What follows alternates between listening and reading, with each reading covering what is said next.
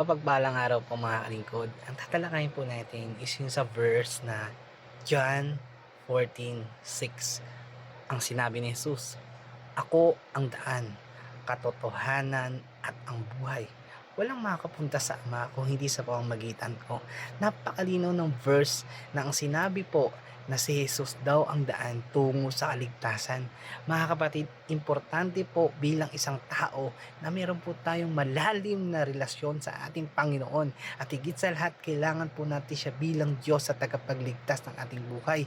Kaya hindi po pwedeng sinasabi nila na ligtas na ako dahil mabuti akong tao.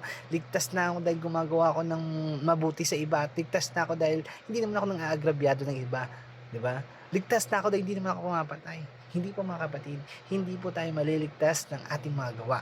Maliligtas po tayo sa pamamagitan ni Hesukristo kung siya po ay tatanggapin natin bilang Diyos at ating tagapagligtas.